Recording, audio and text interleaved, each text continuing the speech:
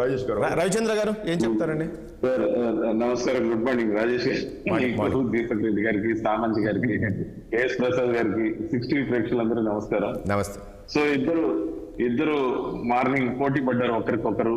అబద్ధాలను ఎలా తెరకెక్కించాలి, వ్యక్తి కట్టించింది మాత్రం సామంత్ గారి. పాపం దీపక్ రెడ్డి గారు కొంచెం వెనకబడ్డారు ఈ విషయంలో.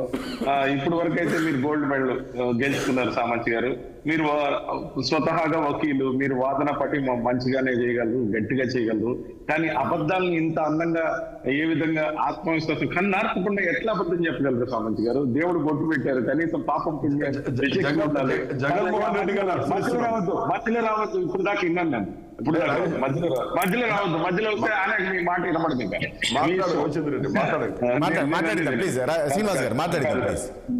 దేవుడు బొట్టు పెట్టారు, కానీ దేవుడిని చూసి కూడా భయపడడం లేదు. మీరు ఇన్న అబద్ధం మరీ ఉదయాన్నే, మరీ ముఖ్యంగా కాపుల గురించి కపట ప్రేమ ఏదైతే ఉందో 10 అసెంబ్లీ మీకు ఇచ్చింది పాపం. అయ్యో పాపం చంద్రబాబు నాయుడు దయా ధర్మానం ఆయన మోచేతి నీళ్లు తాగినందుకు 10 అసెంబ్లీ సీట్లు మీ మొహన్ పారేశారు.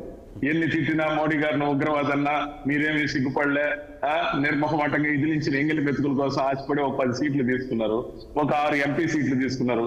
ఆ ముష్టి మీకు అవసరమా? దేశం అంతా పరిపాలిస్తున్నారు. పోనీ ముష్టిలో కూడా వీర ముష్టి ఏంటంటే ఖచ్చితంగా కూడా ఒక్క కాపుకు కూడా మీరు టికెట్ ఇవ్వలే. 16 మందిలో మీరు కాపుల గురించి మాట్లాడతారు. మీ దృష్టిలో కాపులన్నా, పెద్ద కాపులన్నా, పెత్తందారులన్నా, లేకపోతే సీఎం రమేష్, సుజనా చౌదరి పాపం కాయ కష్టం చేశారు కదండి మీ పార్టీలో వాళ్ళు. చిన్నప్పటి నుంచి RSS లో నిక్కర్ వేసుకుని ఆ రోజు నుంచి ఈ రోజు వరకు పాకి కర్ర తీసుకొని సాగు చేసి ఏమన్నీ సోమవీర్రాజు గారు పనికిరాలేదు, మీ విష్ణు గారు పనికిరాలేదు, మాధవ్ గారు పనికిరాలేదు, సామంత్ గారు పనికిరాలేదు. అసలు మాకు అంటే అక్కడ రవిచంద్ర గారు అక్కడ కాపాడు సర్వే రవిచంద్ర గారు సర్వే ఆధారంగా టికెట్స్ ఇచ్చామంటున్నారు. సార్ సర్వే లేదు, కోచ్ లేదు, అంతా వస్తుంది సార్. వీళ్ళకి పెట్టుబడిదారులు కావాలా, డబ్బులు కావాలా, టికెట్లు అమ్ముకోవాలా, పెత్తందారులు కావాలా, ఇండస్ట్రియలిస్టులు కావాలా, స్పెషల్ ఫ్లైట్ లో తిరిగే వాళ్ళు అయితే మరీ మంచిది. దేశం అంతా ఈ రోజు బీజేపీ అంటే భారతీయ జనతా పార్టీ. ఆంధ్రప్రదేశ్ వరకే కానీ తీసుకుంటే బాబు జోబిలో ఉన్న పార్టీ, బాబు జోబిలో పురంధేశ్వరి గారు. హ్యాపీగా ఉంది, చాలా కన్వీనియంట్. ఎవరికి ఏం కావాలో అది చేస్తున్నారు. ఎంగిలి మెతుకులు వీరముష్టి. ఏం కర్మ పట్టింది బీజేపీకి దేశం అంతా పరిపాలించాడు. రవిచంద్రారెడ్డి గారు విమర్శించినప్పుడు మీ ఇద్దరు మమ్మల్ని వేరు చేయలేరు. మాట్లాడిద్దాం ప్లీజ్ మాట్లాడిద్దాం. ప్రయత్నించినా మమ్మల్ని వేరు చేయలేరు. దీపక్ రెడ్డి గారు మాట్లాడదాం ప్లీజ్ మాట్లాడండి. రవిచంద్ర అయిపోయినా మీరు ఎందుకంటే పాయింట్ అండి నేను చెప్పేది, జనాలకు అర్థమయ్యే పాయింట్.